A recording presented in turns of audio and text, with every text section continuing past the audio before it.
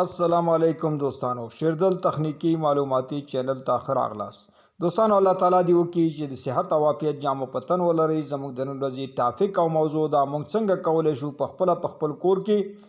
یو ګراوندینګ لین جوړ کو د برق د خطراتو څخه خپل ځانونه خپل اولادونه خپل کورنۍ محفوظ وساتو دوستانو لکه څنګه چې د هر کور لپاره برېښنا او برق ډیر مهم او ضروری دی نو داسې د هر کور لپاره د هر کور د فامیل لپاره د غړو لپاره ګراوندینګ لین یا ارت لین چې دی دوستانو دا ډیر ضروری دی عموما څلور قسمه منګه ارتینګونه لرو اول پیپ ارتینګ دویم پلیټ ارتینګ دریم راډ ارتینګ څلورم سټریپ ارتینګ دوستانو په نننۍ ویډیو کې زه غواړم تاسو ته ډیر په اسانه طریقه سره هغه پیپ ارتینګ چې تاسو جوړوي په خپل کورونو کې تاسو څنګه کولای شئ یو په اسانه باندې په خپل کورونو کې یو د پیپ ارتینګ جوړ کړئ اول به دوستانو تاسو ځمکه هغه د 3 فوټه نه تر 15 فوټو پورې هغه ځمکه به جوړه کوي کله چې دوستانو تاسو د ځمکه جوړه کړه د هغې نه وروسته دوستانو تاسو به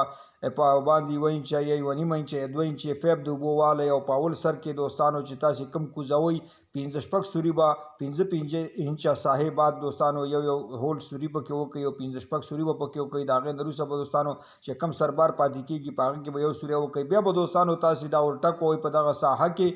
او د یو انچې په اندازه باندې به دغه پیپ په دغه ځمکه کې ټکوئ دوستانو کله چې دغه تاسو ټکو د هغې نه وروسته به دوستانو تاسو 3 قسمه موادو ته ضرورت لرئ چې یو ته وایي مالګه سالټ او بل ته وایي سین شګه او بل ته وایي دوستانو چارکول مطلب تاسو د لرګي سکاره نو تاسو دوستانو دغه درې واړه مواد به تاسو سره موجود وي اول به دوستانو تاسو 15 کیلو مالګه مهمه او ضروری ده د هغې نه وروسته دوستانو 7 کیلو سکاره ډیر مهم او ضروری دی او د دې سره 7 کیلو شګه دوستانو بیا تاسو په دې طریقه هم کولی شئ دا درې واړه مکس کې ور واچوئ او دغه مکمل جوړ ځای چې تاسو د ګراوند لپاره جوړ کړی هغه ډک کړئ او د ځمکې لیول سره برابر کړئ خو صحیح طریقه دا د دوستانو چې اوله کې تاسو مالګه ور واچوئ د مالګې نه وروسته دوستانو یعنې بیل بیا سکاره ور واچوئ د سکرو نه وروسته دوستانو بیا شګه ور واچوئ بیا مالګه ور واچوئ بیا سکاره ور واچوئ بیا شګه ور واچوئ بیا مالګه ور واچوئ بیا سکاره ور واچوئ بیا شګه ور واچوئ تر دې پورې دا عملیه اجرا کوئ دوستانو چې د ځمکې د سطحې سره دغه لیول برابر شي او مکمل شي کله چې دوستانو دا لیول مکمل شو بیا به تاسو یو 2 ملي یو 3 ملي هغه د میسو تار ویر براوالی دوستانو دلته به کابل راوالی او کوم هول چې تاسو چې تاسو په دې اخیره کې پرې هغه پسې بیا ټچ کوي خپل عمومي مین بورډونو ته دا به چې کوم دی هغه کنیکشن کوي بیا به دوستانو تاسو اوبه راوالی او مکمل دغه ساحه چې دا به د اوبو نه ډک کوي او تر دې پورې به دا اوبه کوي ور کوي دوستانو تر څو پورې چې دا مکمل اوبه جذب کوي او دا نور مکمل اوبو ته نور ضرورت نه یو اوبه په دې باندې ډن ور دي بیا به دوستانو د دې تاسو عمر ريزिस्टेंस وګورئ چې آیا اول به تاسو څه کوئ دوستانو د دې عمر ريزिस्टेंस به ګورئ چې آیا دا د دې ريزिस्टेंस چې موږ د ار جوړ کړی دا صحیح دی کړی دی ساکټ